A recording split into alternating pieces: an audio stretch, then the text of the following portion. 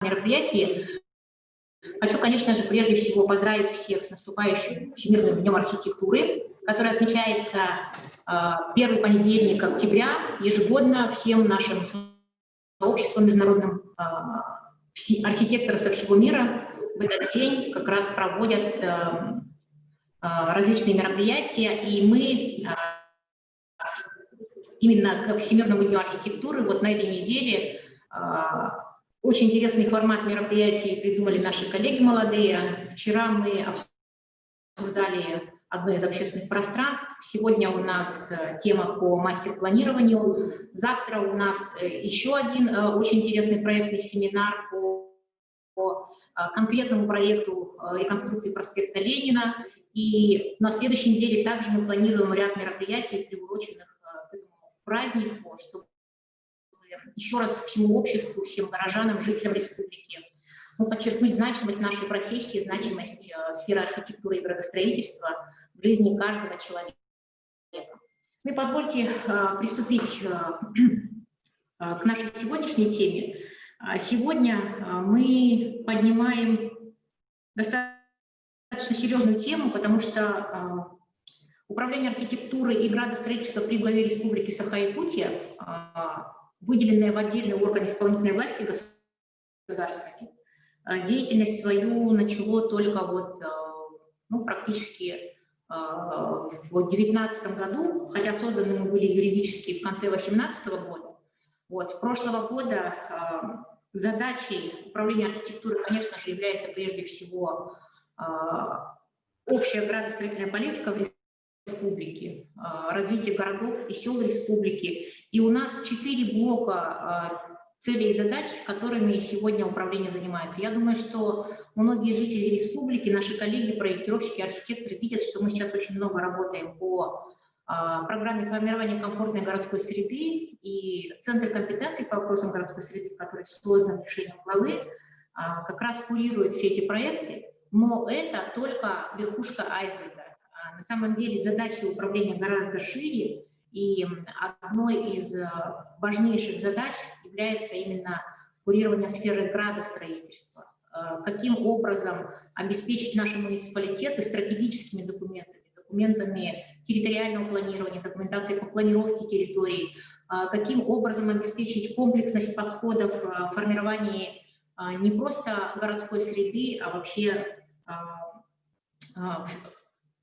всего в совокупности, всего того, что составляет нашу жизнь в городах и селах. Поэтому сегодня мы решили эту тему поднять, более интересную, более серьезную. Мы привыкли разрабатывать генеральные планы, правила землепользования, проекты планировки, проекты межевания, нормативы градостроительного проектирования, вот в тех рамках, которые прописывает нам сегодня наше федеральное законодательство, градостроительный кодекс. Но тем не менее, с интересом следим, что происходит в мире и, конечно же, в России. Мы видим, как другие города сегодня активно, кроме установленных законодательством документов, прорабатывают очень интересные стратегические документы, например, в форме мастер-плана. Буквально скоро мы все ожидаем введения все-таки изменений в градостроительный кодекс, когда само понятие мастер-план будет законодательно урегулировано, и мы сможем уже более понятно доводить до наших коллег, которые работают в муниципальных образованиях, работают в городах, в селах, о том, как это использовать именно с точки зрения обеспечения требований законодательства. Ну а сегодня, поскольку все-таки у нас в республике вопрос этот достаточно еще пока не проработанный, мы начали работу с чего? В этом году через Центр компетенций, и не только через Центр компетенций, кстати, с некоторыми коллегами из муниципальных районов мы все-таки начали вот эти поиски пилотных проектов по мастер-планированию. Так, например, администрация муниципального района Оленевский Олимпийский национальный наслед в этом году был заключен контракт на разработку первого мастер-плана села Оленев. И сегодня в нашей дискуссии принимают участие разработчики этого мастер-плана, архитектурное бюро Осадова, наши знакомые многим коллеги, Андрей Осадов, Никита Осадов. Никита лично занимается этим проектом. И замечательно, что кроме Никиты к нам сегодня подключилась еще и Наталья Прохорова. Я думаю, Никита сам представит более подробно сферу деятельности Натальи. Спасибо вам огромное, что вы приняли наше приглашение. Вот. Кроме этого, значит, Республиканское ипотечное агентство, которое сегодня занимается в республике комплексным развитием территорий, и одна, наверное, единственная компания, которая вообще сейчас активно работает над внедрением стандартов комплексного развития, которые, собственно говоря, мы, регионы, все получили от нашего Минстроя рекомендательного характера. Вот как это физически реализовывать, как раз РИА, как наш основной застройщик, сегодня также занимается вопросами мастер-планирования, и совместно с коллегами из Москвы, это компания с международным участием, Сретен Йованович, наш коллега-архитектор, сегодня готов рассказать о мастер-плане 2 кварталов, которые они подготовили по заказу Республиканского ипотечного агентства. Это квартал «Воинская часть». Многие коллеги здесь, которые от республики, от города участвуют, они прекрасно знают, что в Якутске не так много территорий свободных для комплексного освоения. Вот. И еще хотелось бы проинформировать, значит, о том, что мы совместно с Центром компетенций сейчас работаем над тоже небольшими мастер-планами. Это, например, село Чукурдах.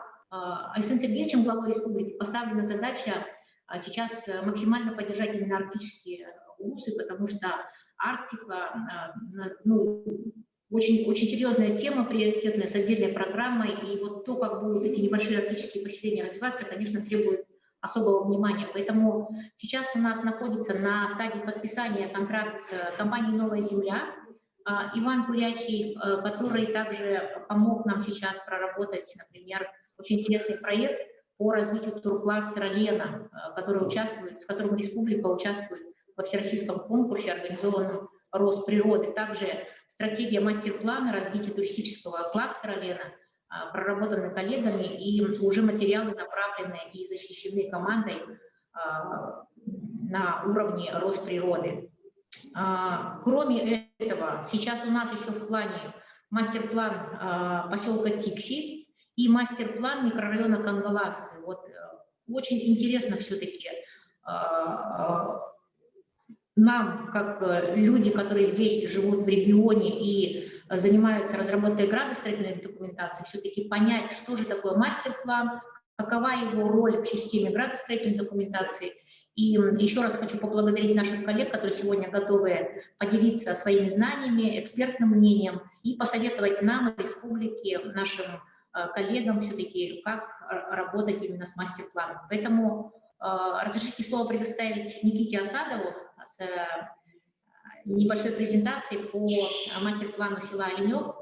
Никита, вот у нас формат немножечко сложный онлайн, да, поэтому я очень надеюсь, что у нас будут такие не очень затянутые презентации. Нам хотелось бы больше живой дискуссии. Да. Пожалуйста, Никита, здравствуйте. Да, коллеги, добрый день. Буквально на 5 минут попробую сейчас, если технически получится, сделать краткую презентацию, рассказать, над чем мы работаем сейчас. И поскольку действительно мастер-план на сегодня имеет достаточно свободную трактовку, мы этим тоже воспользовались и, по сути, самостоятельно вместе с селом определили те цели и задачи, которые реально нуждаются в проработке на ближайшие 5-10 лет. И, к счастью, уже у села была разработана концепция тех объектов, видение тех объектов, которые нуждаются в реализации в ближайшие 5 лет. Про село, я думаю, что рассказывать подробно не буду, но суть в том, что уникальность этого места, то, что с одной стороны это поселение в 2000 человек, с другой стороны это столица огромной территории, сопоставимой со среднеевропейской страной. И здесь мы в мастер-плане, по сути, 2 крупных раздела сейчас работаем над анализом.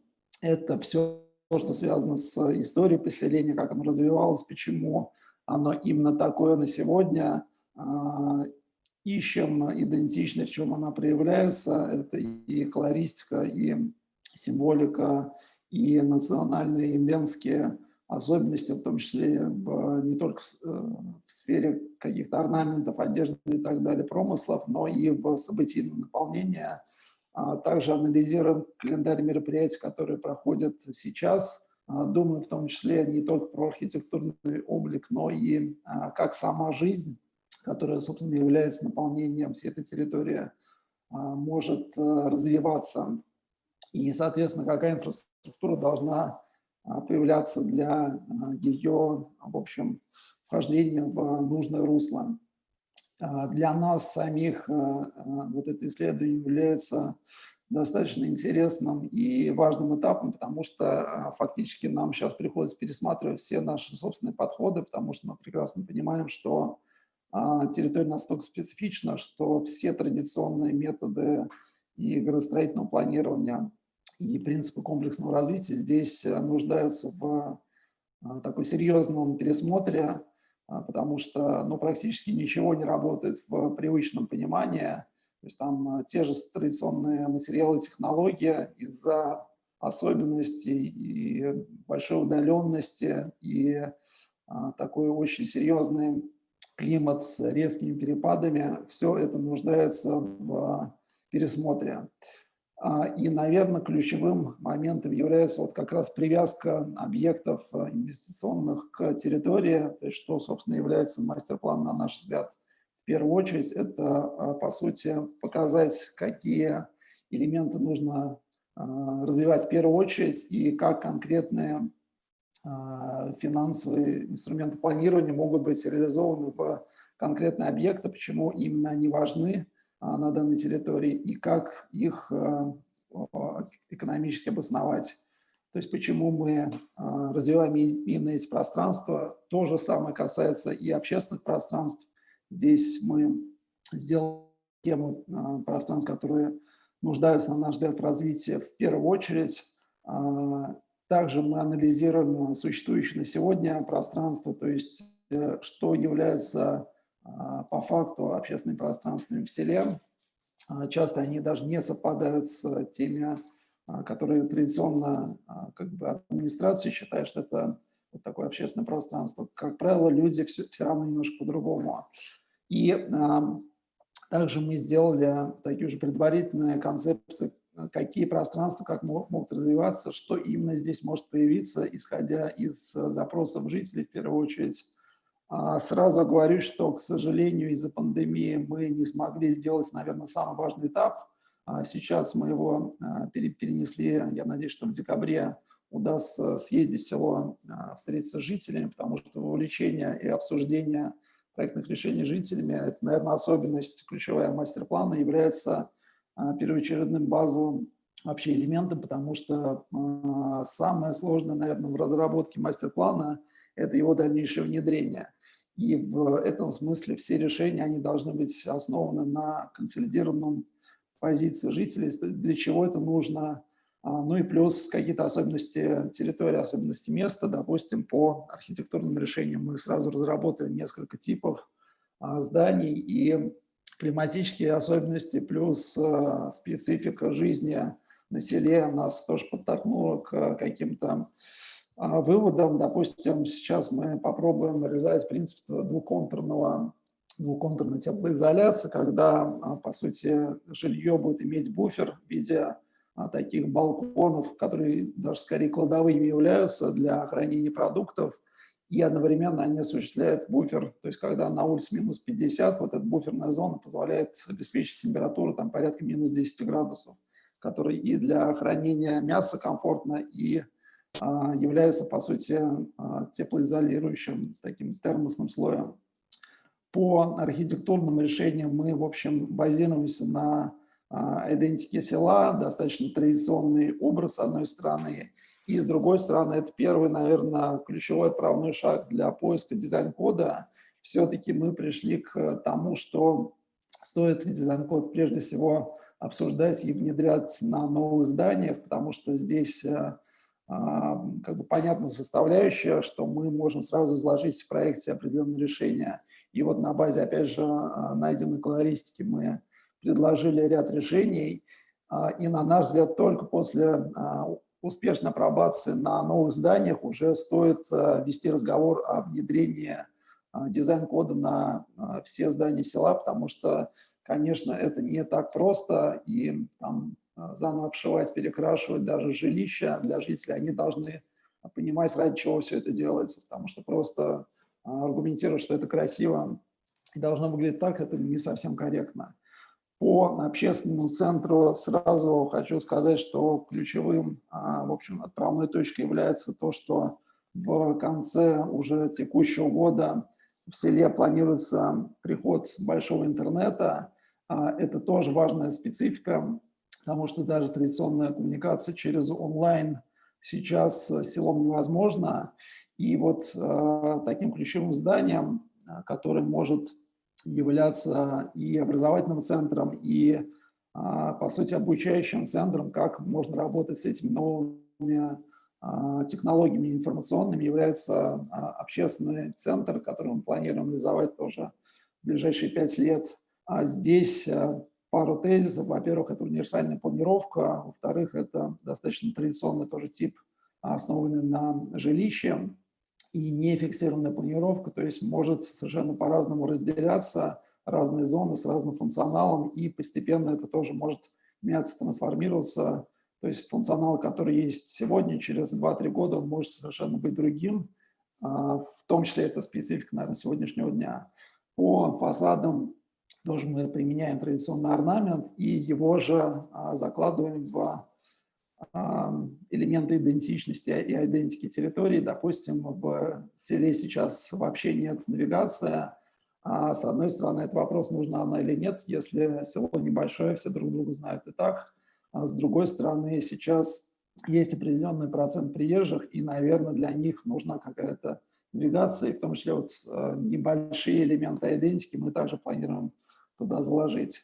Это вкратце так очень тезисно по всем пунктам, если пройтись. Все. Также мы сейчас планируем углубиться и в дизайн-код, и в экономику, потому что мы прекрасно понимаем, что как мы сможем обосновать экономическое внедрение, так, в общем, и шансы проекта на реализацию вырастут. С одной стороны. С другой стороны, мы уже понимаем, что есть ряд и региональных, федеральных программ, благодаря которым реализация этого проекта возможна. В частности, буквально недавно на экспертном совете в Минстрое обсуждали, что, допустим, федеральный конкурс «Малые города и исторических поселений» сейчас будет расширяться, скорее всего, в сторону и сел, и поселений городского типа. И это вполне реальный шанс за то, чтобы побороться вот в этом конкурсе. Поэтому, собственно, делаем акцент в том числе на общественное пространство. Спасибо. Спасибо, Никита. Сразу вопрос. Как вы вот видите именно роль мастер-плана в системе гражданской документации? Это где-то между генпланом и проектом планировки, либо это часть генплана, либо это замена генплана. Вот, ну, буквально, как ваше видение вообще? Ну вот мы действительно, когда погружались в эту тему, проанализировали, чем, по сути, был генплан, ну, по крайней мере, с конца 19 века и до середины 20-го. И, в общем, поняли, что, как ни странно, по сути, он и являлся тем самым мастер-планом, то есть это были действительно проекты не теоретические, а то, что реально планировалось осуществить в ближайшие 10, 20, максимум 30 лет. И сейчас, наверное, мастер-план – это просто в новой упаковке возврат к тем принципам, на которых и базировались все генпланы. То есть это реальный проект, который с понятными целями, задачами, конкретными, в понятные сроки, с ясными бюджетами может быть реализован. Наверное, это возврат к каким-то таким первоосновам генплана, и слава богу, что он сейчас происходит, пускай даже с другой упаковкой. Спасибо, Никита. Позвольте задать вопрос Наталье Прохоровой. Я представлю Наталья Прохорова, девелопер, консультант, разработчик девелоперских концепций проектов инновационного центра Сколково. Наверное, многие из вас были в Сколково, либо видели в интернете какие-то материалы. Микрорайон Академический, это Екатеринбург, да, Наталья? Да, да, все верно. И интересных проектов. И Наталья сегодня готова поделиться с нами опытом разработки экономических стратегий с опорой на локальные ресурсы и синхронизацию существующих источников финансирования. И Наталья, сразу тоже просьба прокомментировать вообще, что же такое мастер-план, ваше видение и вот особенно понимание того, что такое финансовые модели, экономические стратегии, немножечко чуть-чуть более расширить. Спасибо. Да, спасибо большое.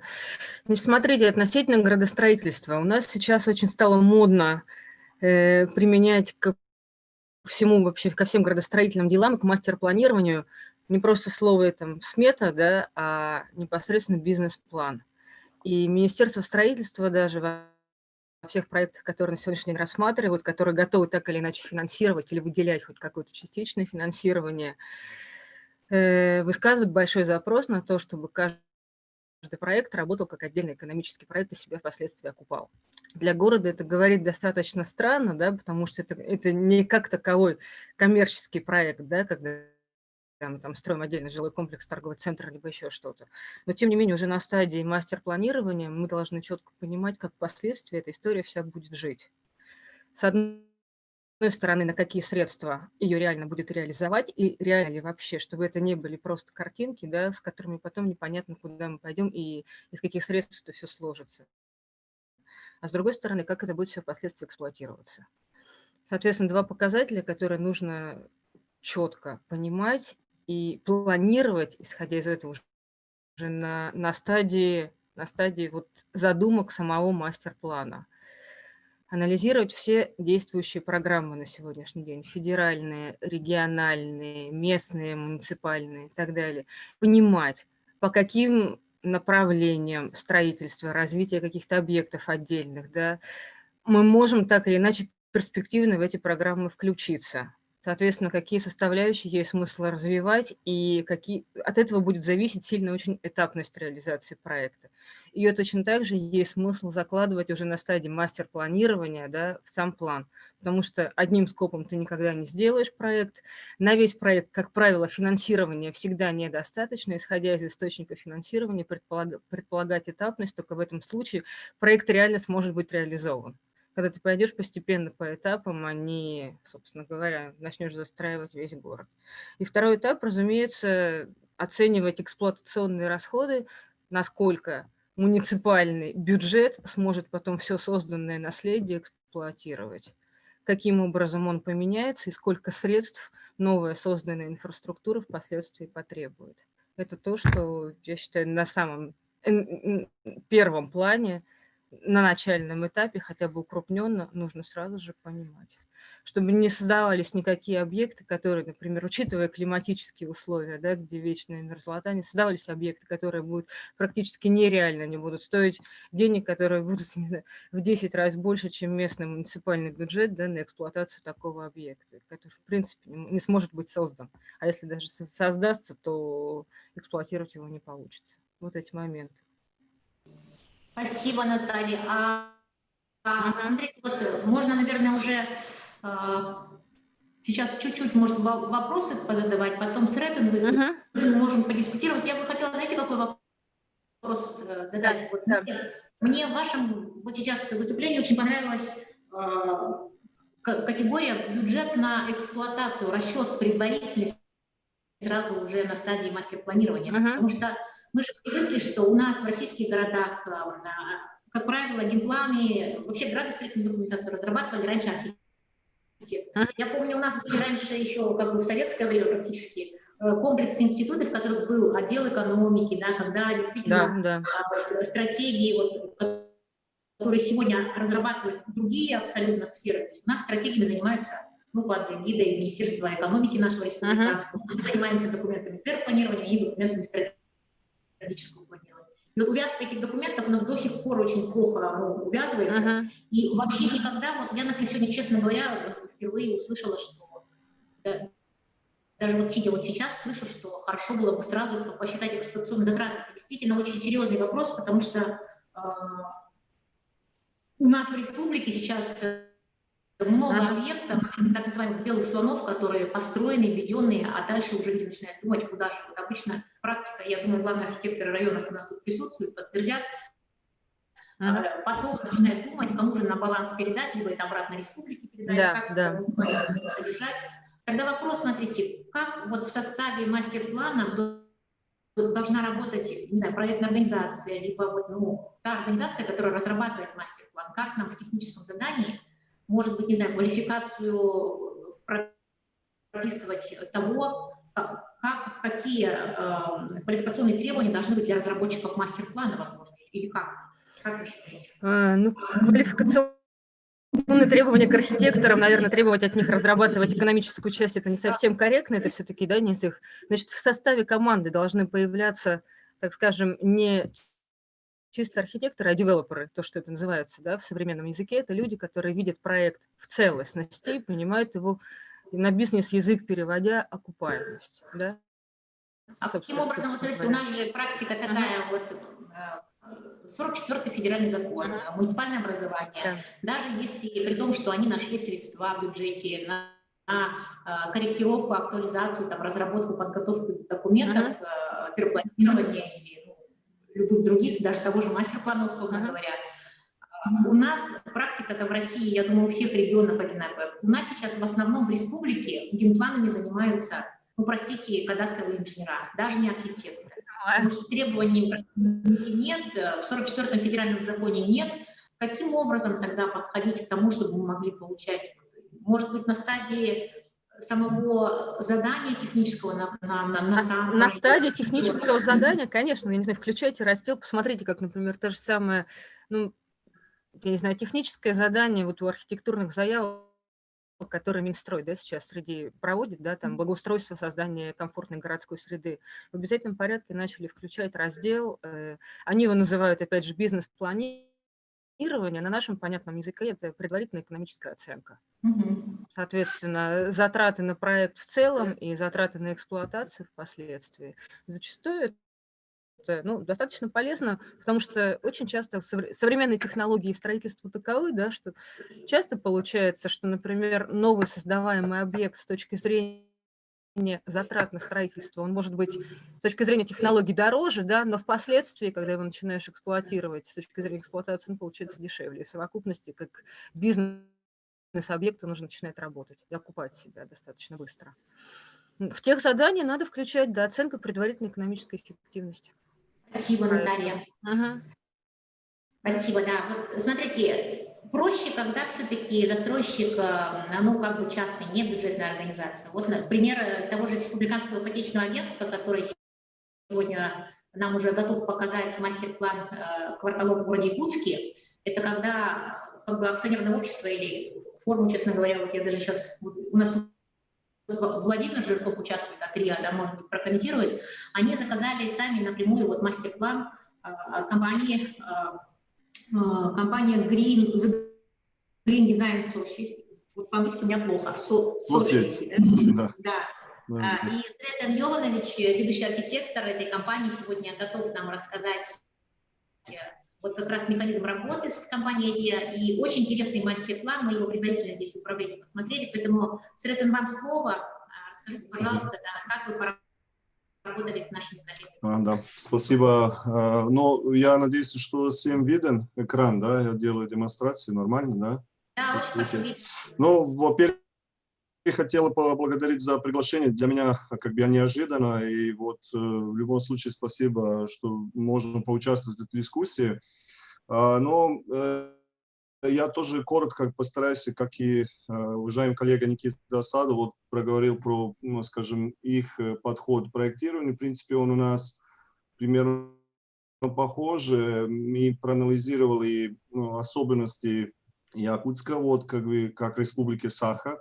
Ну, я первый раз встретился с таким особенностью, ну, скажем, таким природным явлением, таким низким температурам. Ну, как бы это действительно удивляет, с одной стороны, как бы человек как бы немножко и пугается всего этого, потому что все традиционные подходы, про которые коллега Никита говорил, вот как бы, ну, как бы радикально все здесь меняется. Но опять мы должны понимать, что несмотря на эти, ну, зимские суровые условия, мы в любом случае должны думать про человека как существо и как-то постараться, ну, скажем, максимально рационально использовать и пространство, и соблюдать все традиционные аспекты и, скажем, то, что нас окружает. То, что сразу как бы было интересно, это сам рельеф, да, то есть при посещении самой территории этого военного комплекса, который находится на 14 километров от аэропорта, да, там 7 километров от центра города, что, в принципе, в Якутске считается достаточно далеко. Из перспективы в Москве, конечно, это как бы совсем близко, но опять нужно понять, вот, сколько времени нужно туда добраться, и как и все анализы нужно проработать, чтобы этот район действительно жил своей собственной жизнью. Как Наталья проговорила в бизнес-плане, конечно, в этом плане нам РИА очень сильно помогает, потому что он и прорабатывает бизнес-план, он и смотрит экономическую составляющую, да, что выгодно тут построить. Конечно, задача каждого девелопера создать максимальное количество квадратных метров, чтобы этот проект был более прибыльный. Но опять, может быть, для нас то, что интересно, что проект на самом деле ограничен. Может быть, это спасибо самой армии, потому что там по нашим анализам находится, как бы это фотография, которая иллюстрирует данный участок. То есть часть территории войска удержала, и там находится антенна, которая обслуживает космическую программу. И для этого у нас есть определенные ограничения по высотам. Но это для нас на самом деле являлось большим преимуществом, потому что то, что для меня странно, все равно работая на Западе есть точно утвержденный мастер-план, то есть генеральный план территории, где нет никаких отступаний, да, то есть любой инвестор, который приходит и хочет что-то построить, он четко понимает на основании информации о локации, что может тут быть построено, потому что там уже, не знаю, 20 лет, 30 лет назад уже было проработано. Конечно, генеральный план, он тоже эволюирует в зависимости от, скажем, и цены, стоимости земли и всего остального. Но в любом случае здесь было просто для нас открытое поле, где надо подумать, что действительно сделать, как не помешать окружающей среде, которые мы видим, что сейчас просто коротко про сам участок, он такой достаточно интересной формы, очень длинный, и так как видите по центру здесь есть зона, которая выделена, это именно та зона под космическую, под армию. Территория тоже интересна тем, что она имеет очень много, скажем, как искусственных водоемов, так и натуральных, поэтому инфраструктура, это тоже под вопросом был большим. Допустим, как пример, может быть, западного опыта, то, чем, допустим, славится Германия.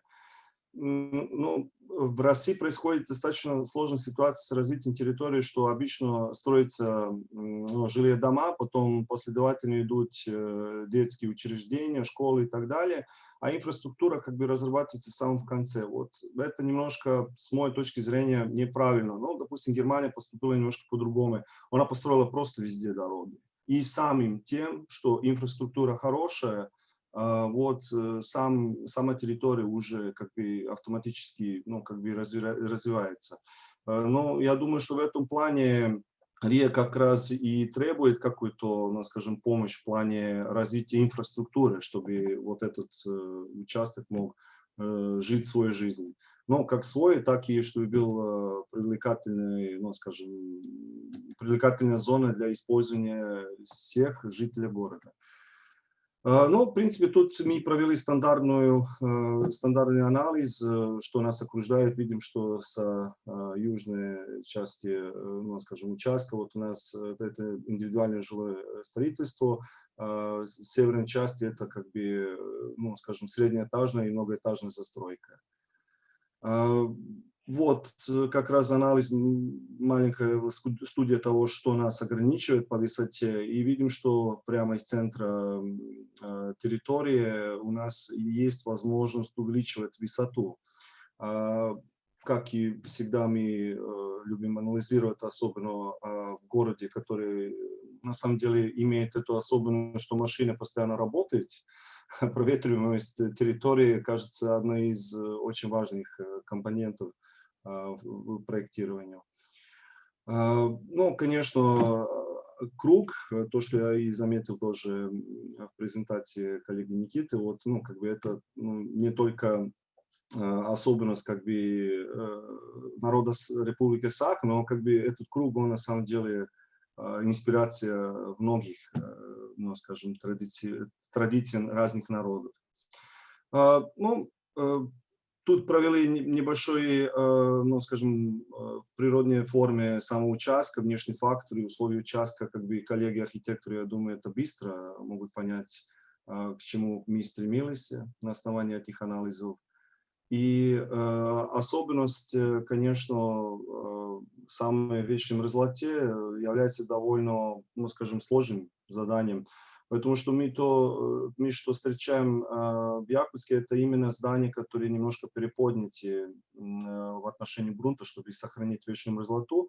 Поэтому наша главная цель была как бы подумать, как более эффективно использовать пространство под зданиями и их опустить на уровень, ну, скажем, земли или их переподнять, использовать как-то по-другому функционал этой зоны. Но в любом случае главная идея и самим тем, что природа такая вот сама по себе, если, ну, скажем, смотрим из самолета, эти альясы, вот сами эти вот кривые формы для нас было достаточно, как бы, ну, скажем, сильные компоненты при проектировании мастер-плана. И поэтому мы и хотели увязать каждый, ну, скажем, каждый кластер при проектировании.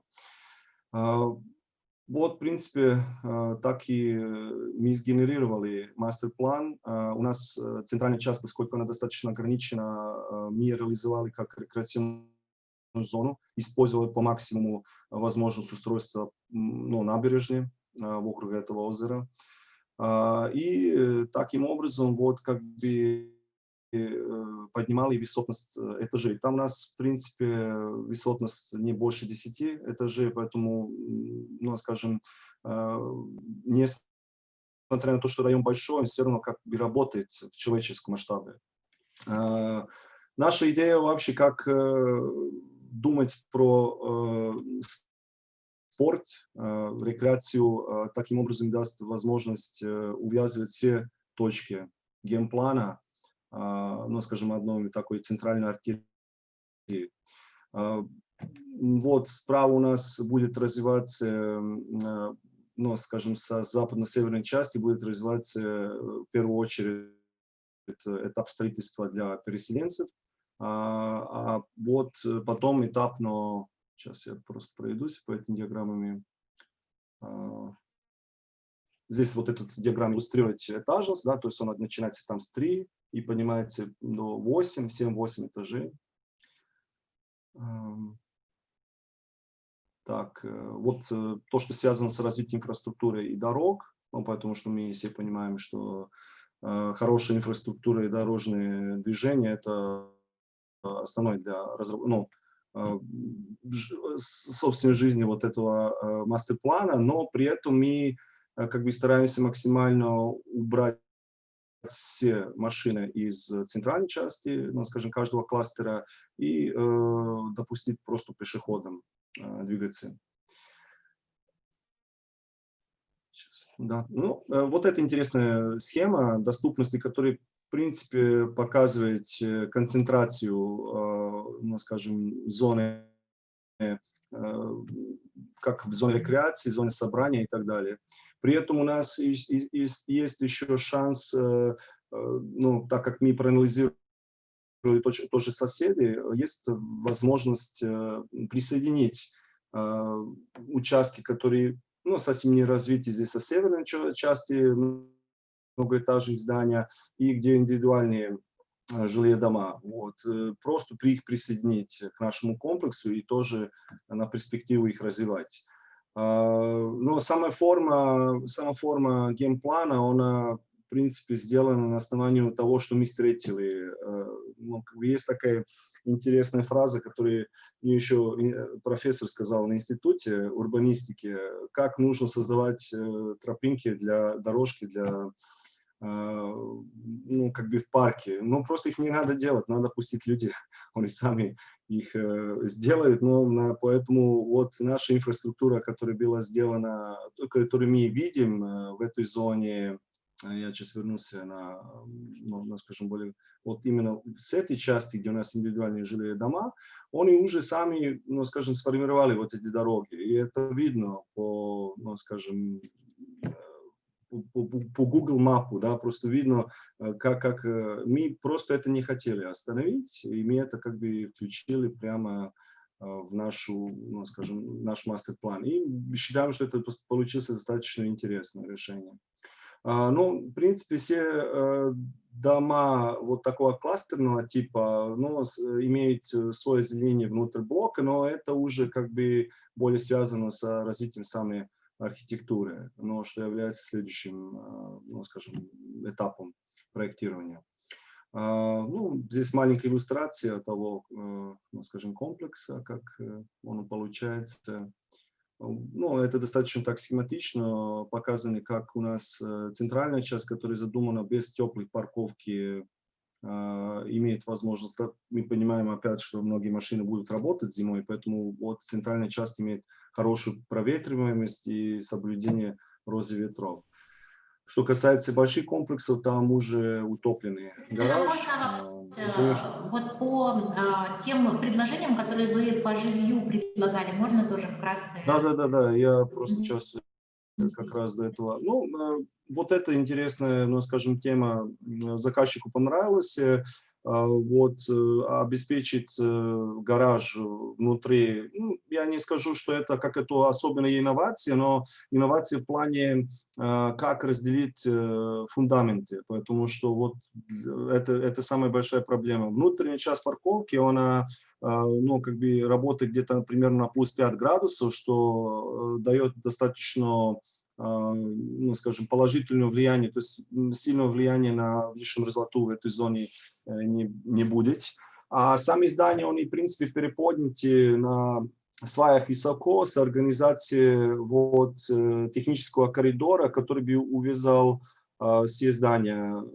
Потому что мы в Якутске встречаем достаточно, ну, визуально большие проблемы с всеми коммуникациями, которые находятся под этим свайным полем, и они как-то не очень аккуратно сделаны. Поэтому их надо скрывать, и это, думаю, было бы хорошее решение. Тем образом мы увеличиваем высоту, ну, скажем, входной группе. Мы это тоже видим, что в Москве за последних, ну, с появлением, ну, скажем, задания на оформление архитектуры, где входные группы должны быть более высоким. Ну, то, что главный архитектор города Сергей Кузнецов больше всего как бы продвигал.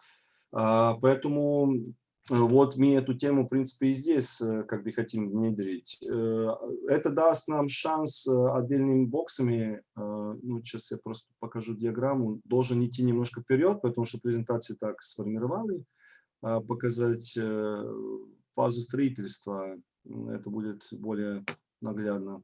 Сейчас, секунду. Так. Вот, это именно та диаграмма, которая об этом и рассказывает, что по периметру вот этого кластера мы имеем возможность организовать торговлю. А зеленые боксы, они являются местом главного входа, и так как со слов в Якутске любят использовать достаточно много как бы кладовки, ну, то, что в презентации коллеги Никиты было показано как буферная зона, мы тоже как бы имеем возможность это сделать в этом кластере. Вот, в принципе, самое развитие всех этих схем.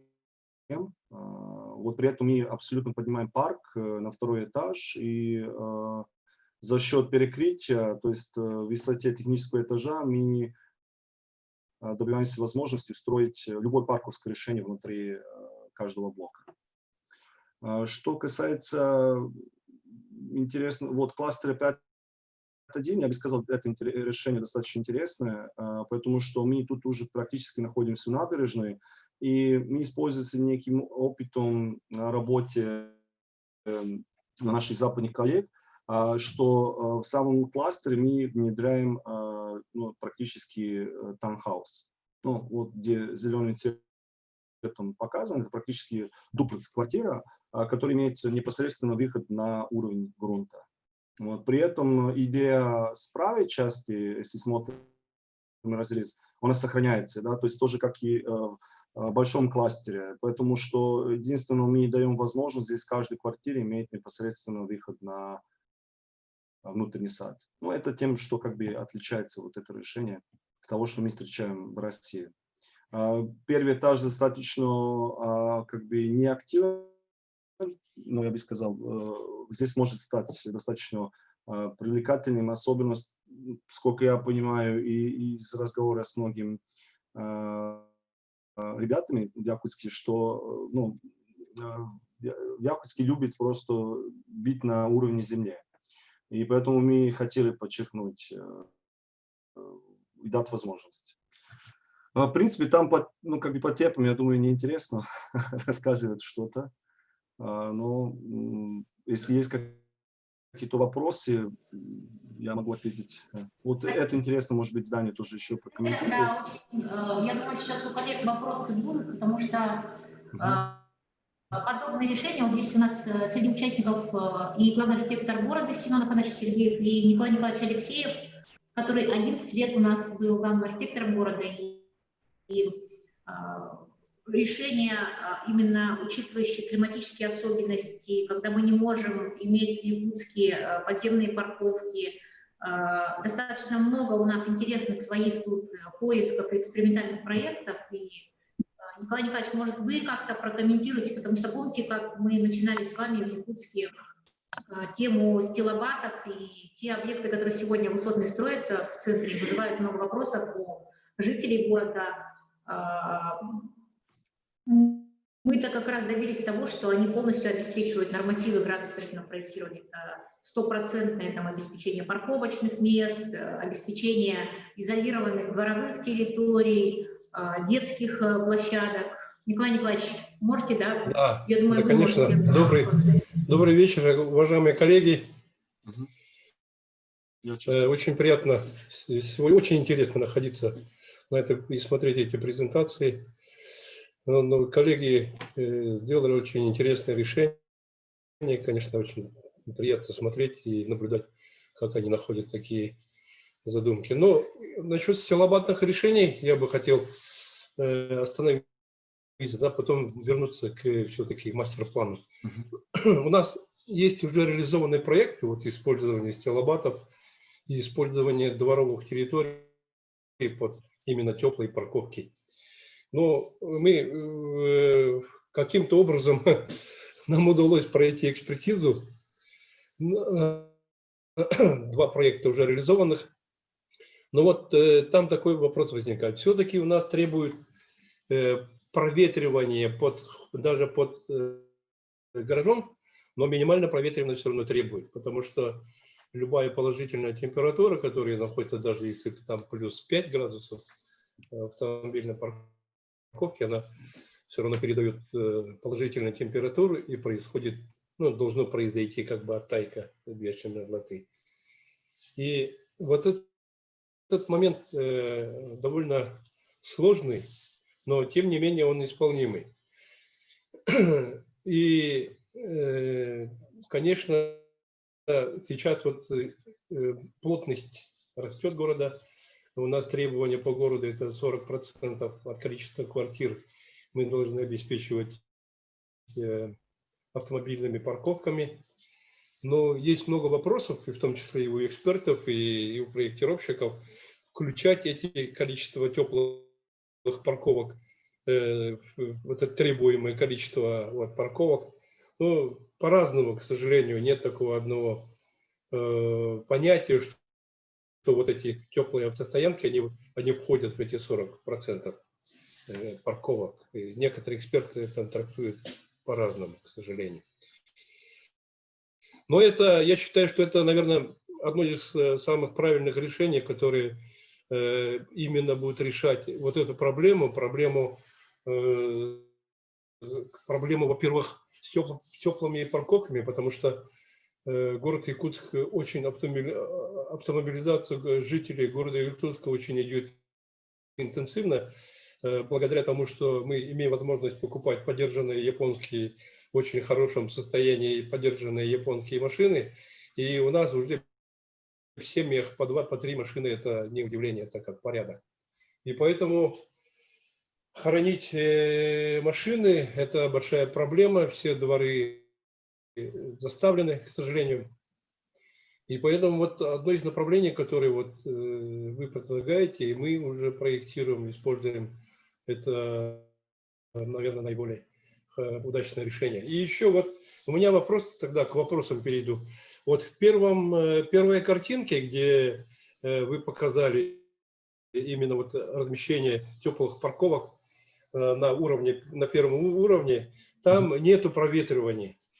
Как вы, вот здесь, как вы предлагаете здесь решить сохранение мерзлоты вот именно в этом решении? Над этим вопросом как бы долго работаем с коллегами, вот именно вашим, ну, скажем, коллегами в вашем городе, потому что мы должны признать, что у нас нет опыта и что мы знаем, что экспертиза есть, программное обеспечение, которые, ну, скажем, посчитывает вот эти все отрицательные влияния на вечную мерзлоту. Но здесь появилось вот такое решение конкретно, что если мы и называем отопляемую парковку, что мы бы постарались оставить ее на низкой температуре, ну, типа там 0-5 градусов. Но как бы вот это решение как раз на данный момент прорабатывается. Если говорим конкретно про, ну, скажем, комплекс А, я просто хочу сказать про комплекс С. Вот тут уже мы с нашими пожарными специалистами как бы рассматривали вариант, потому что эта парковка длиной где-то 75 метров. Может быть, ее разделить частями, оставить на 40 метров, проветриваем с двух сторон, и таким образом как бы решить это через специальные технические условия. Вот, и, конечно, ставить там проветриваемость, но опять, конечно, ссылаемся напрямую на СП, мы знаем, что как бы у здания должна быть она отапливаемая. Поэтому вот это единственный, ну, скажем, единственная сложность для заказчика. Заказчик сейчас думает на эту тему, будем ли вот, потому что, как видите, этажность этих зданий, она достаточно небольшая, и рентабельность этого объекта сразу падает, если у нас, конечно, остается накрытие, ну, холодный, ну, скажем, проветриваемый гараж. Это не случай с кластером А, потому что там этажность уже больше. И, ну, скажем, конструктор Василий Лосинов, который работает с нами над этим проектом, вот как бы решает, ну, скажем, этот вопрос. Как оставить, как решить эту проблему, ну, передачи от гаража, ну, скажем, на вечную мерзлоту. Но это будет одна из, спец-ТУ, да? Да, одна из идей именно, ну, скажем, если посмотрим блок А, вот минимизировать строительство по периметру, да, то есть оставить, ну, скажем, только влияние гаража на грунт, а само здание переподнять и локально, где у нас лифтовой лобби, холл, вот опустить точечно. Вот как бы со слов Василия, где-то уже проходили такие решения в экспертизе.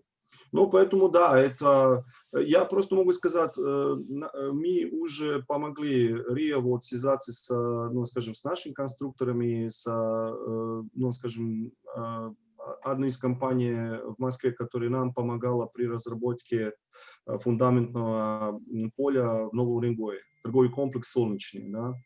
Вот, мы там прорабатывали именно на вечном мерзлоте, там вечная мерзлота, конечно, на -5 метров, здесь на 3,5, но мы принцип такой использовали. Поэтому, как бы, сейчас на данный момент ведутся, ну, скажем, достаточно много расчетов, не только одной компании, их несколько, чтобы именно, ну, сделать какие-то выводе.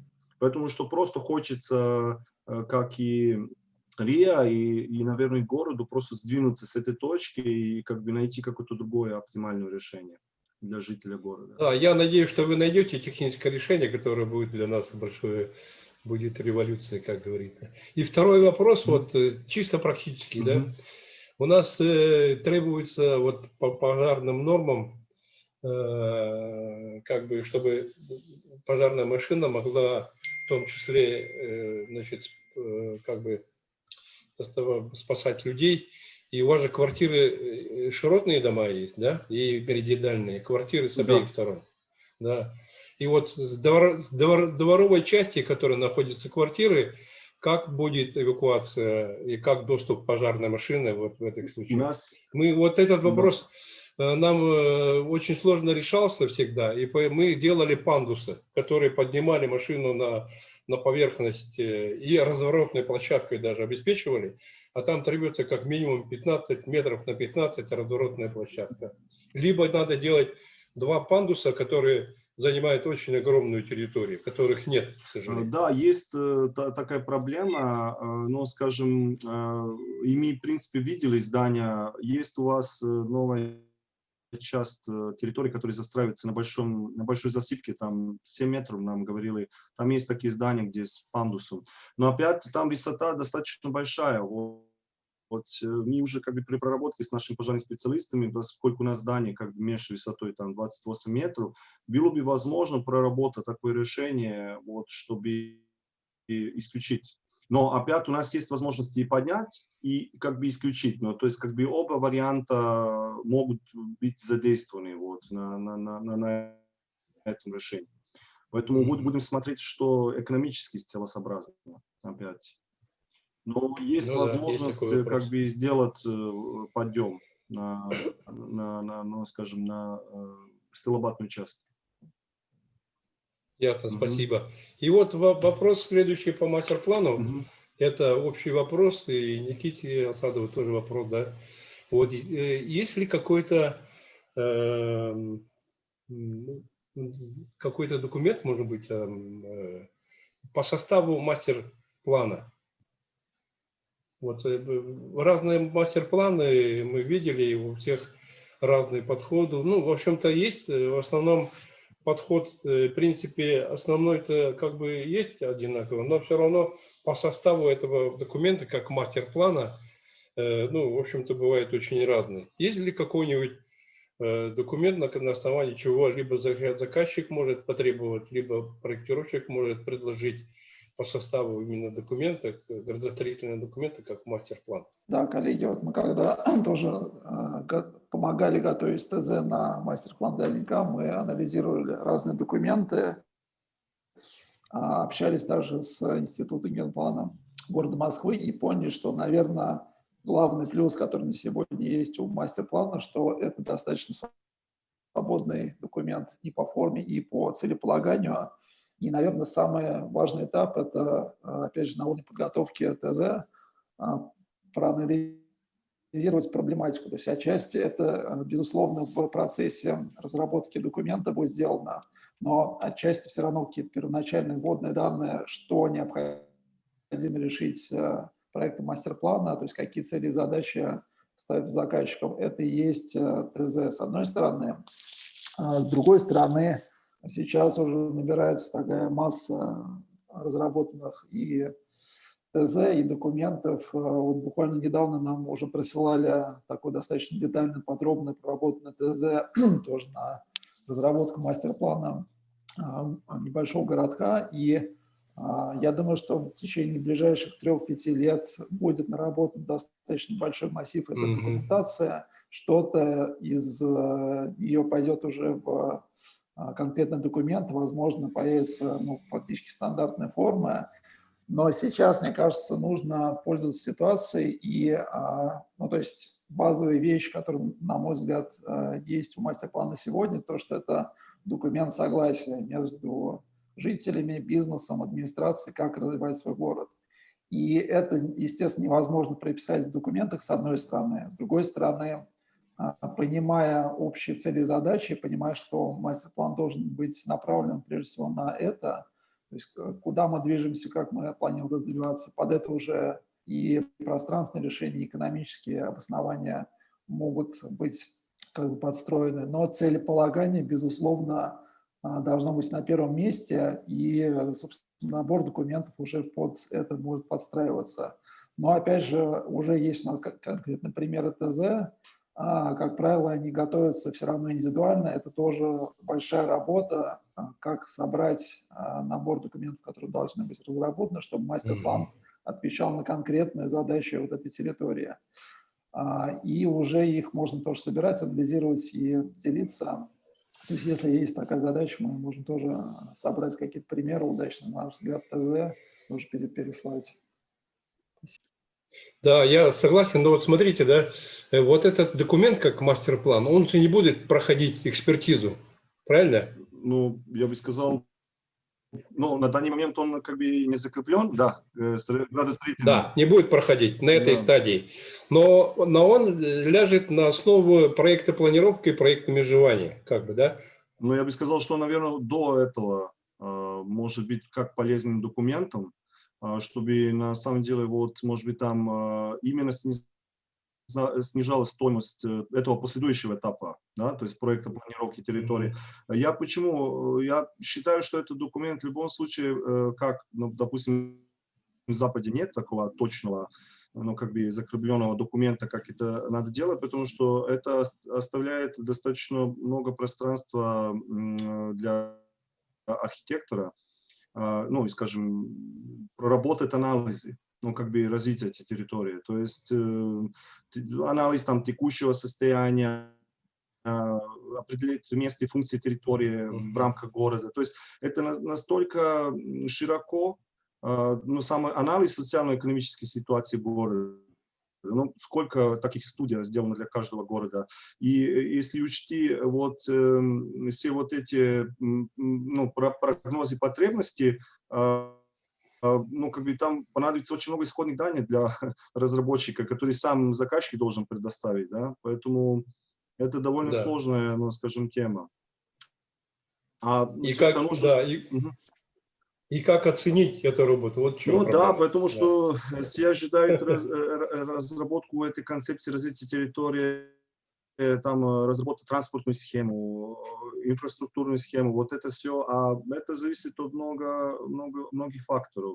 Ну, допустим, когда мы вот как раз были Ирине Алексеевной, вот как бы вы нам дали вот эту студию Якут, столица IT, да, то есть уже была проработана вот как эту студию, про которую мы не знали. Вот эта студия, она теперь может повлиять тоже на развитие нашей территории. Ну, если бы мы имели это как исходное данные с самого начала.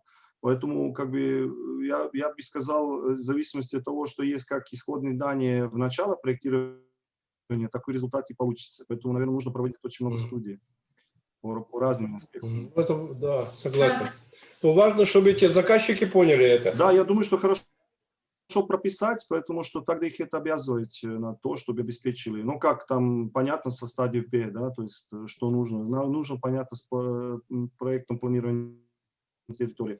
А тут мастер-план, он пока так, как коллега Никита сказал, достаточно свободной форме. И последний вопрос у меня, да, вот документ дом.рф, да, дом.рф, вот этот документ, который стандарты у нас выпущены, да, вот малоэтажная модель, там среднеэтажная модель, вот это как нормативный документ используется сейчас, да, или нет? На самом деле рекомендательный документ, Это рекомендации. Да, но все идет к тому, что сейчас все проекты, особенно комплексные, крупные проекты в других городах, в других субъектах, разрабатываемые вот как бы не в соответствии с этими стандартами, они вообще не принимаются к рассмотрению институтами развития, какими-то как бы институциями, которые могут финансировать, инвестировать в разные крупные проекты. Поэтому стандарт он сегодня в работе, и вот я, например, следя за практикой других регионов и городов, вижу, что практически сейчас уже массово пошла разработка именно таких вот проектов, соответствующих стандартам. И очень здорово, что и у нас в Якутске Ну вот уже есть примеры того, что мы выходим как-то, ну, более уже выстраивать именно под этот стандарт. Да, но они отличают вот нормативные требования, Конечно, то, что вот конечно. в этих стандартах и градостроительных нормативах Конечно, наших то есть по здесь СНИПу, они стандарты отличаются. это же общие подходы, а нормативы в любом случае. Вот Ирина Александровна задает вопрос с Ретом, какой коэффициент плотности, например, вот в этом квартале Да, получился? практически основной показатель, вот плотность, они совершенно разные. Нет, Николай Николаевич, на самом деле, вот у нас же здесь и коллеги присутствуют с РИА, вот я вижу там среди участников есть, и Владимир Здравствуйте, да-да-да, Жирков, мы и здесь. да, они же тоже совместно все прорабатывали, вот Мария Садовникова. Речь идет о том, что у нас в Якутске есть утвержденные нормативы, и, конечно, проект, который сегодня проработан, мастер-план, он в рамках этих наших нормативов. Мы не можем даже и думать о том, что мы там что-то сделаем по стандарту, но в разрез нормативов. Володя, можете прокомментировать, да? Да, мы вот здравствуйте, коллеги. Николай Николаевич, вот я, может, по очередности отвечу на ваши вопросы. По первому вопросу у нас, вы задали вопрос по фундаментам. Также, да, в настоящее время Да. у нас, ну, мы провели научно-технический совет с участием НИПНИС, биотехнологий, представителей госэкспертизы. Вот, да, проблема данная имеется вот у нас, но там вопрос решается разными вариантами фундаментов. Вот, получается, у нас либо появляется термостабилизация грунтов, либо там проветривание пониженного уровня, получается. Но там есть такие дополнительные мероприятия, конечно, которые имеют дополнительное, будут требовать дополнительное финансирование. Вот, ну, мы по первому участку, который сейчас мы туда входим, мы не полностью весь дом понижаем, а частичное понижение, получается, у нас там переменная высота будет. Это получается у нас в части вестибюля, входной группы, там лестничные шахты, лифтового холла и самого лифта, там ну, у нас в подъезде будет, получается, пониженный уровень. А сам дом будет стоять, он как бы стандартной отметкой будет стоять, иметь стандартную как бы проветриваемость подполья. В этом месте мы, получается, будем использовать некоторые мероприятия. Ну, госэкспертиза, они соглашаются, вот у нас есть расчеты биотехнологий, они у нас выполняли, и мы сейчас вот изучаем еще практику, ну, таких фундаментов, они имеются быть, это получается Новый Уренгой, Тюмень, и у нас еще вот даже в Якутске вот строится по такому фундаменту, это получается судоремонтный завод в поселке Жатай, там получается тоже фундамент низкого заложения. И, ну, там и есть, конечно, термостабилизации, но они влияют на стоимость квадратного метра. А вы могли бы подключить наш университет, инженерно-технический институт? Могли бы вам расчеты сделать как раз и какие-то решения технические Ну, предложить? мы сейчас отрабатываем с москвичами, получается, там фундамент проект, еще там Тюменской семьи, там получается Аркас, вот с ними мы сейчас ну, плотно пока отрабатываем этот вопрос. Ну, если вот сплошняком полностью все здание ложить на уровень отметки земли, получается, там у нас появляется как бы, ну, точно вот спецтехусловия. Этот вопрос тоже мы изучаем, сейчас отрабатываем с Минстроем. Ну, данные вот полностью вот посадка всего здания с гаражными боксами у нас будет экономически целесообразно в тех зданиях, где у нас высотность более-менее высокая. Да. Вот, получается, это получается у нас 6 этажей более там, есть такая реальность посадить. Та часть, которая, получается, у нас есть, идет с автодорожной, и, ну, где вот более-менее в основной улице. На вторую... Там еще одна проблема была, водоохранная зона. Владимир Сырыкин, еще раз вопрос по коэффициенту плотности. Смотрите, мы же с вами смотрели, да, предварительно материалы, ранее разработанный и действующий сегодня проект планировки, проект межевания, он был рассчитан там на 300 с чем-то тысяч квадратных метров жилья. Сейчас у нас получилось даже больше. И вот какова при этом все-таки, каков при этом коэффициент плотности? Там у нас получается вот 438 это полностью, а жилая площадь у нас получается там тоже вот под 330-340 выходит. Но вы же в курсе, коллеги, что сейчас активно у нас обсуждается, Семен Афанасьевич может подключиться, вопросы изменения коэффициента плотности в городе Якутске. И застройщики пишут письма на адрес там, СРО, Союз строителей, по повышению коэффициента плотности. Если он сегодня действующий 1,6, коллеги говорят, что это как бы плотность расчетная сегодня на весь квартал, мы же как бы так учитывали, да, а застройщики просят плотность на застраиваемую территорию только. Вот насколько это оправданно. И вообще вопрос, конечно, требует, наверное, более предметного обсуждения у нас, вот, потому что уже проект внесения изменений в правила землепользования город запустил, вот, и мы сейчас как раз получили письма, что застройщики во многом не согласны. Где как находить балансы, это такой вопрос. Ирина Сергеевна, я прокомментирую. Добрый вечер. Да, конечно, Ну, вот коэффициент плотности мы до сегодняшнего дня установили в 1,6, да, вот это по федеральному нормативу. В данный момент мы сейчас вот правила землепользования и застройки предусмотрели отдельно зону комплексного устойчивого развития территорий.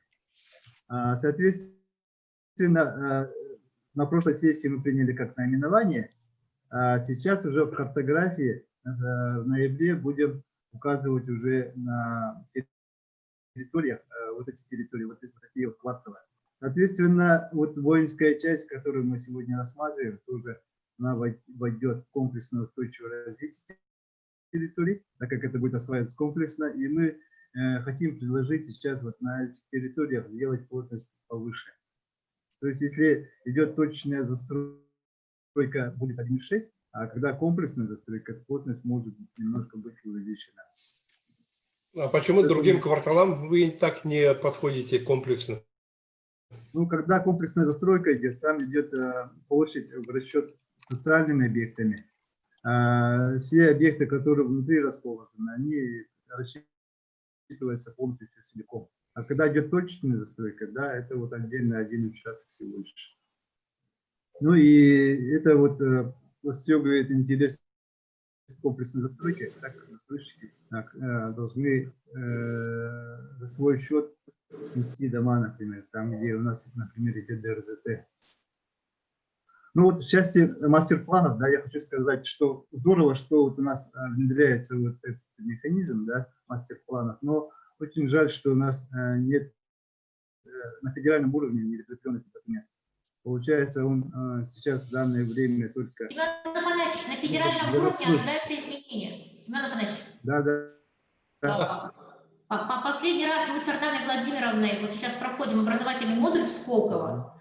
Представитель Минстроя и Рек Анварович, первый замминистра строительства, Стасишин Никита, тоже заместитель министра строительства, они присутствовали на одном из модулей, и они сказали, что уже в эту осень мы ждем изменения в градкодекс в части включения мастер-плана в систему градостроительной документации. Поэтому это все ожидаемо, и мы просто, это уже хорошо. Да, понимая, что это придет, нам нужно быть готовыми, нужно максимально уже активно вклиниваться как раз.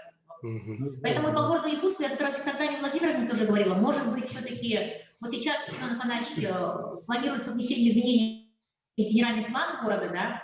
У нас же, смотрите, более того, 264-й федеральный закон, который сегодня дал послабление в части состава генеральных планов, мы можем в состав генеральных планов уже включать какие-то дополнительные требования, например, по тем же блокам, может быть, какого-то мастер-планирования, потому что ладно, крупные города. У нас в республике специфика. У нас самый крупный город Иркутск, всего 350 тысяч населения. Я понимаю, там мегаполисы, в которых миллионы людей, да, и там очень сложные проблемы комплексного характера. А у нас, смотрите, вот Никита подтвердит, село Оленек всего 2500 человек. У нас есть столько населенных пунктов. Вот участники сегодняшней дискуссии, кстати, главные архитекторы муниципальных районов, мы же можем, помните, у нас были практики как бы объединения документов, генеральный план, совмещенный с проектом планировки. И вот сейчас, когда в 264-й федеральный закон внесены изменения по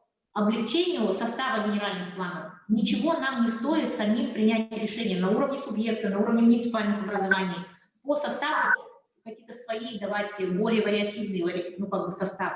И мне хочется задать вопрос, может быть, кто-то есть из участников дискуссии, получать ли субсидии в этом году на корректировку документов терпланирования.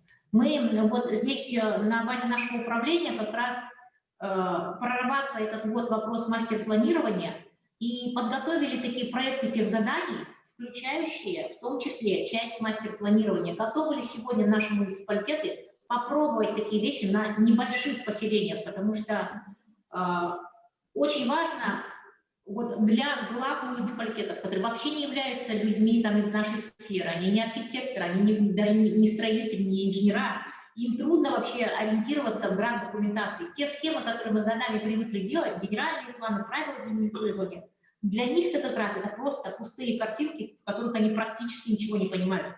Только что прошли выборы муниципального уровня. Главы городов многие сменились у нас тоже в республике. Вы даже не представляете, как сложно работать с главами, которые абсолютно далеки. И здесь, конечно же, компетенции главных архитекторов муниципальных районов, муниципальных образований, которые являются, ну, должны быть правой рукой глав в том, чтобы главы понимали эти стратегические документы. И я, например, вижу, что задача мастер-планов для небольших поселений, она как раз могла бы включать совмещенный такой документ, когда не просто карты планируемого размещения объектов как строительства, а уже визуализированные образы, вот примером того, что Никита сегодня показал, очень просто объяснять руководителям городов, небольших поселений, какие ожидаемые эффекты мы видим там от стратегии развития этого поселения, если оно отражено прямо визуально. И это очень здорово. Мне кажется, вот нам стоит думать об этом таким образом, даже в тех бюджетных рамках, которые у нас есть, небольших, но для населенных пунктов, может быть, прям в состав их включать. Как вы считаете? Никита? Вот как раз таки федеральный закон, да, можно я скажу, федеральный закон сейчас позволил в генеральном плане предусматривать универсальные зоны. При этом субъект Российской Федерации должны для себя законодательно принять в этом по составу документов территориального планирования. Вот как раз таки вот здесь можно было бы вот это решение принять законодательно по республике, да, и дать там прописать, например, да. Семен Афанасьевич, законодательно мы приняли, вопросов нет. Семен Афанасьевич, законодательно мы приняли. Ну, но даже я хочу сказать, это сейчас, да, вот дать право изменить зоны при наличии мастер-плана. Последующий. Ну, это такой более другой вопрос. Изменить зоны. Здесь дело же не в зонах, а дело вообще в целом. Например, можно комплексно откорректировать документацию, допустим, тот же Оленек, который сегодня получит материалы проработанные, финансово проработанные, увязанные со стратегическими документами, с программными какими-то документами. Да? Им необходимо будет после этого актуализировать свою грант-документацию. То есть, получив мастер-план, тут же ребята могут, ну, практически там маленький поселок, отработать и сам генеральный план, и правила землепользования. И даже не нужно уже, может быть, дополнительно формировать проект планировки, проект межевания, а уже на этих документах документально это просто зафиксировать в соответствии с требованиями Градкодекса. Я вот об этом пытаюсь сказать. И нам сегодня ничего не мешает, даже тот же Градкодекс, который был еще до внесения изменений. Вообще материалы как обоснование, дополнительные материалы никогда никто не мешал делать. И вот то, что сегодня коллеги прорабатывают в виде визуальных образов, мастер-планирования, дизайн-кодов, здесь же никто рамки-то нам не ставит. Да, мы внесем изменения в наш субъектовый закон, который будет там обязывать, но что нам сегодня мешает чуть-чуть расширить состав генерального плана, тем более 264 федеральный закон уже позволил это сделать. Ирина Алексеевна, позвольте немножко. Вы вообще очень правильные вещи говорите. Вы не задумывались о своего рода разработке такого стандарта вообще для работы вот с такими маленькими поселениями? Вам бы, наверное, это очень помогло. Своего рода такие унифицированные правила. Вот то, о чем вы сейчас говорите, да, этапность, какие этапы работы с чем можно совмещать, что включать в тех задания, на каком этапе. То есть здесь действительно идет работа уже не классическая, да, там архитектурная концепция, проектная документация и так далее, пошагово, да, как мы работаем с крупными объектами, либо наоборот с региональными маленькими точечными застройками в рамках большого города. У вас каждый объект – это отдельное абсолютно самобытное поселение, да, которое живет своей жизнью, И действительно, при разработке проекта можно совмещать несколько этапов одновременно, включать что-то, разработать прямо стандарт, поэтапный стандарт работы вот с такого рода поселениями, и где-то на местном уровне рассмотреть как стандарт и принять его. Наверное, многим бы облегчило это и понимание, и унифицировало работу. Можно подумать над таким вопросом. Очень, да, спасибо, Наталья, за поддержку. Вот, а есть ли какие-то примеры у других регионов, вот и таких небольших населенных пунктов, может быть? Мы сразу вот с Ириной Александровной, наш специалист по градостроительству, главный в управлении, сидим сейчас, слушаем эту дискуссию, уже сразу вот тут прям сидим, пишем, что нам нужно включить в план следующего года разработку такого стандарта, да? Да, Хорошо да. было бы, вот, если есть у других регионов, может быть, каких-то проектных организаций, девелоперов, какие-то наработки, Никита, тоже получить эти материалы, мы всегда готовы. Очень надеемся на вашу помощь. Готовы будем подумаем. Спасибо, Наталья. Еще, коллеги, пожалуйста, вопросы? Ирина, можно добавить, да? Вот, да, конечно. мы, РИА, очень много думали над этим кварталом, с какой стороны начать и как вообще это реализовать, и вообще идею какую-то внести, вот, новый квартал, вообще комплексной застройки этого квартала. Ну, очень много думали, и даже с многими, очень многими людьми разговаривали, и с проектировщиками, там, архитекторами, вот, изучали, и нам было как бы непонятно пока. Ну, вот сейчас, можно сказать, мастер-план мы разработали, нам уже понятно уже. Сейчас вот мы уже заключаем договор на внесение изменений по ПТ, ПМТ, как бы уже и эти, которые у нас будут выполнять, они исходные данные получили, они говорят, очень хорошо все проработано, все понятно, удобно, там, чтобы вот, для работы, получается, для внесения документов в дальнейшем это как бы плюсом идет мастер-план. Спасибо огромное, Владимир. И А еще вопрос, скажите. Дополню, да, чуть-чуть. Смотрите, еще раз. Вот сейчас тот образовательный модуль в Сколково, который мы проходим как управленческие команды городов, 100 городов России проходят этот образовательный модуль. И очень много возможностей сегодня получить инвестиции на разные объекты, на инфраструктурные проекты, да, и социального характера, и там дороги, не знаю, там, сети, любые инвестиционные проекты можно сегодня реализовывать с использованием там возможностей институтов развития. Но первое, что я для себя уяснила, если у городов нет стратегического видения, если нет планов, если нет мастер-плана, то нам очень трудно будет убедить институты развития вкладываться именно в наш город. Поэтому, Семен Афанасьевич, я думаю, нам нужно продолжить вот эту дискуссию на уровне нашего управления, вашего управления, и совместно с коллегами все-таки, возможно, уже говорить о том, что городу Якутску, как столице Республики Саха-Якутия, нужен немножко другой документ уровня мастер-плана. Мне кажется, это было бы уже логично. Николай Николаевич? Да. Вы меня спрашиваете. Я просто... Ваше предложение, конечно, действительно нужен такой... Вот очень хорошее предложение было от Натальи Прохоровой. Возможно, разработать такой стандарт, если это возможно. Но в мою бытность это... Да, знаете, в чем проблема, да? Если этот документ разработан в Москве, то это хорошо, его так как бы придерживаются. А это, хотя в наших кодексе имеется такая статья, где, значит, регионы могут разрабатывать свои градостроительные документы, да, свои стандарты так называемые, но она проходит согласование в том числе в прокуратуре, который видит это противоречие с федеральным законом, как Градкодекс Российской Федерации. И такие документы, как правило, у нас не проходят. Вот мы прорабатывали такой документ, как вот программа строительства пристроенных гаражных, автоматизированных гаражных стоянок по всему городу Якутску. И мы не смогли пройти этот прокуратуру, потому что нормативы пока у нас от жилого дома требуют определенное расстояние для этих гаражных этих строений. Вы же знаете, вот к примеру я просто привожу. Было бы хорошо, конечно, прорабатывать вот таких, было бы очень хорошо. И делать действительно мастер-планы вот соответствующего уровня, как мы сегодня посмотрели. Огромное спасибо разработчикам, было очень интересно. И такой подход очень профессиональный, обоснованный, очень хороший анализ проделан. И на основании такого подробного анализа очень удачные решения, очень найдены хорошие. Поэтому спасибо огромное за эту презентацию. Спасибо.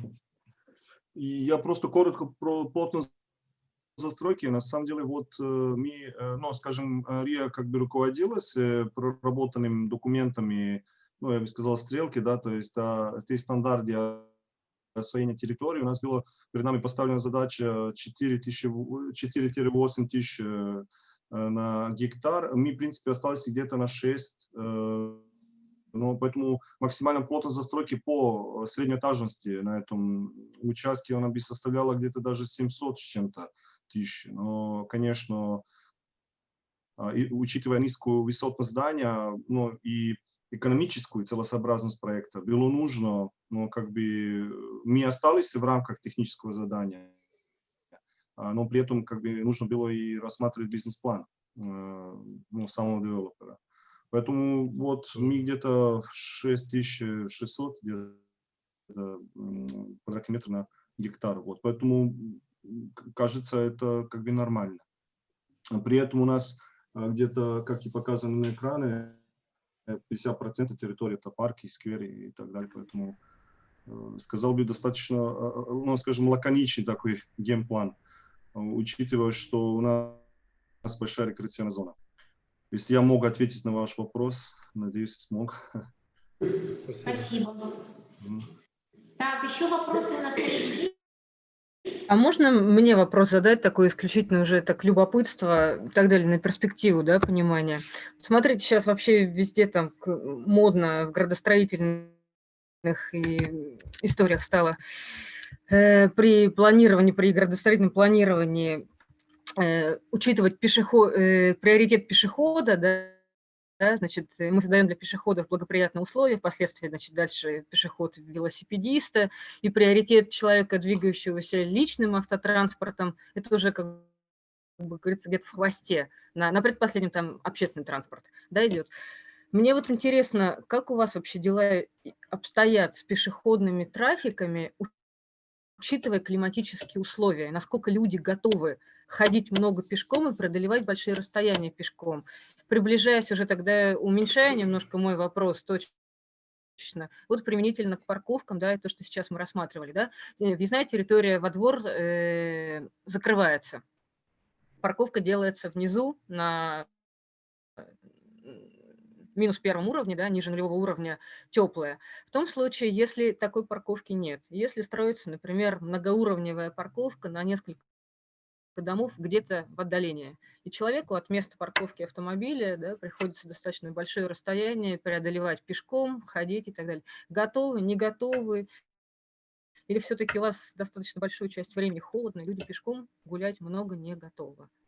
Замечательный вопрос, Наталья. На самом деле, вот последние годы, когда мы тут много экспериментируем, вот мы с Николаем Николаевичем рассказали, что, допустим, поэкспериментировали у нас и с парковками в стилобатной части, и с парковками подземными на территории Намывного микрорайона 203-го, и с парковками многоуровневыми. Например, в квартале Прометей построена парковка на 800 машин.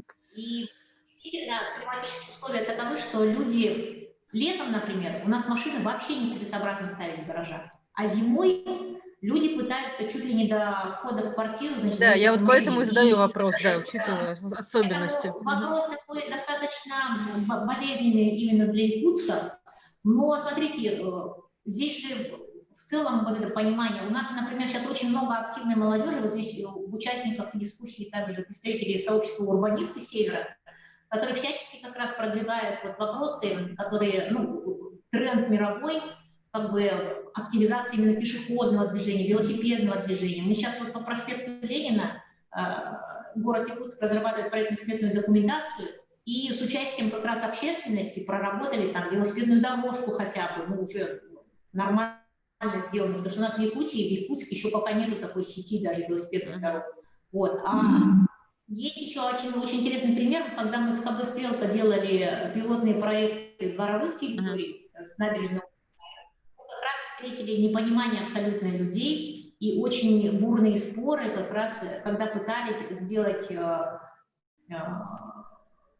как мы говорили, двор, в котором проезжая часть представляет собой практически пешеходную дорожку, и это могло ограничивать в какой-то мере автомобилистов. Ничего это абсолютно не ограничило. В итоге люди потом, управляющие компании, все равно установили эти столбики. В общем, здесь, конечно, это все достаточно болезненно именно в силу климатических условий. Поэтому вопрос открытый. Вот, но, общественные слушания проводите на эти темы? Насколько действительно готовность населения? Да, и... Общественные слушания проводим не первый год. Мы даже пытались провести тактический урбанизм, когда предлагали закрыть улицу Лермонтова и опробировать там какие-то экспериментальные моменты вообще по уменьшению трафика автомобилей. Да? Но и руководство города даже тоже же готовность разная. В то время Александр Сергеевич это не поддержал, сегодня с Арданой Владимировной сложно. Но дискуссии идут, общественность сегодня очень активна, и жители города действительно очень активны в этом вопросе. И постепенно, я думаю, это, в любом случае, любые какие-то нововведения всегда, они не просто реализовываются, но особенно в таких городах, как наш.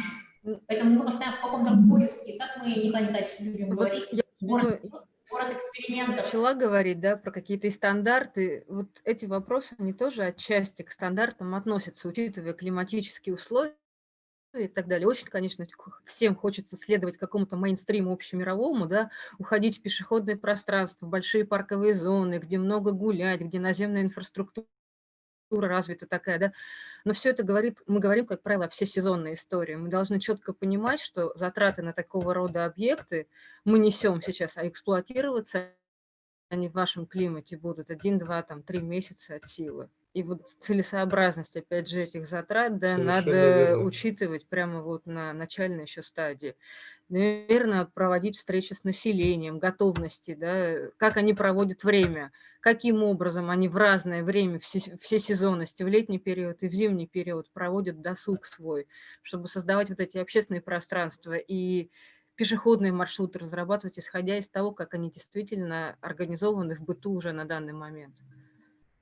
Чтобы не получалось такого, что плодите объекты, которые впоследствии эксплуатироваться не будут, либо будут просто неудобны для населения. Наталья, у нас достаточно активная вот эта урбанистическая активность людей, особенно молодого поколения, которые очень активно включаются вообще в сами процессы. И не только в Якутске, но и в других городах республики. Все проекты мы сейчас вот методологию соучаствующего проектирования активно внедряем здесь, в Якутии. Центр компетенции по вопросам городской среды, который создали, как раз направлен вот на эту работу, максимально работать с людьми. И достаточно, очень интересно все это как бы пытаться внедрять, но и конструктивный какой-то опыт. Например, в свое время Андрей Владимирович Чибис, замминистра строительства, как говорил, северные города, вам зачем фонтаны? Он у вас включается всего месяц в году. Но, Наталья, вы не поверите, если летом температура доходит до плюс 40, извините, фонтан – это огромное спасение для людей. Люди страшно довольны, когда мы делаем фонтаны. И практически во всех населенных пунктах всегда люди просят, ну давайте поставим фонтан, потому что летом у нас невыносимая просто жара. И здесь вот как реагировать? Либо это затраты, которые абсолютно не окупаются, либо это все-таки комфорт для людей, которые даже в короткий летний период испытывают колоссальную нагрузку. Ну, смотрите, а здесь уже, значит, переходим мы в конкретную историю, учитывать, да, особенность местности, климатические условия и запросы людей. И уже с точки зрения инженерии ищем какое-то решение, которое будет и экономически эффективно, да, и не настолько затратно с точки зрения эксплуатации, да, когда мы там строим огроменную чашу фонтана, и наполнять ее водой нужно, большой водозабор и так далее, так далее. Значит, переходите к решению там плоскостного фонтана, например, который в течение там зимнего периода, как обычная дорожка, да, используется, а в летний период струи воды из земли начали бить и использовать фонтан без чаши как таковой. Потребность людей будет удовлетворена.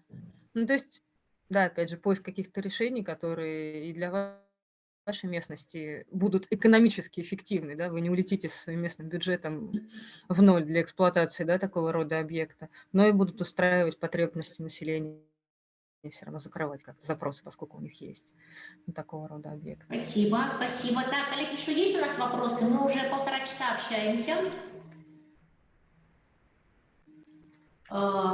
37 участников. У нас, я думаю, знаете, вот у нас вообще в целом для наших участников, экспертов нашей дискуссии, у нас немножко ментальность другая в Якутии. Фидбэк. Вчера мы провели, например, дискуссию по обсуждению общественного пространства в центре, да, и основная дискуссия, знаете, когда началась? Не во время онлайн-сессии, да, а после того, как мы закончили, мы получили огромное количество предложений, люди писали в группу, и, собственно говоря, важно, что вот эти мероприятия, они становятся таким немножко стартом для обсуждения, потому что мастер-планы все-таки, мы вот впервые сегодня, надо отметить, уже презентуем такую работу в республике, это впервые вообще мастер-планы мы сегодня показываем, поэтому я думаю, что у нас все впереди. Спасибо огромное нашим застройщикам, тем, кто идет именно в соответствии вот новых стандартов, обеспечения новых стандартов. Республиканское ипотечное агентство, наш Оленёвский и Венкийский национальный наслед, между прочим, к сожалению, вот Александр Степанович, глава этого села, ушел из жизни. Вот настолько был прогрессивный человек, который в прошлом году специально выехал в город Москву на фестиваль изучества, чтобы познакомиться с ребятами, с компанией архитектурного бюро Осадова. Именно он горел этой идеей, что им для маленького арктического поселка нужен абсолютно новый формат градостроительной документации. И очень здорово, что эту работу сегодня его коллеги ведут, мы уже видим какие-то определенные результаты. У нас в дискуссии, кстати, сегодня приняли участники и разработчики, вот сидят молча. Саша Шульгин, я вижу, Петр Петров, которые активно занимаются разработкой граддокументации, наши коллеги, архитекторы. Вот. Поэтому я думаю, что вот это только начало, и такой большой все-таки работы системной по новым подходам именно в части обеспечения градостроительной документации. Если вопросов нет, коллеги, я хотела бы поблагодарить всех участников дискуссии за очень интересную тему, за прекрасные презентации. Спасибо огромное, Никита, Наталья, Сретен, за то, что вы нашли время. И я думаю, что многим участникам дискуссии был сегодня вот очень интересный формат. Вот кто-то пишет, что мастер-план для агломерации населенных пунктов. У нас еще и же агломерационные, хоть небольшие агломерации, все равно вокруг Якутска с Нижним Вестяком есть. Коллеги, мы готовы это обсуждать еще в других форматах. Очень надеемся, что коронавирус наконец-то когда-то успокоится, и мы сможем больше офлайн мероприятия проводить. Спасибо всем огромное. Спасибо. До новых встреч. Спасибо. Спасибо большое. Вам. Спасибо большое До свидания. за презентацию. До свидания. До свидания.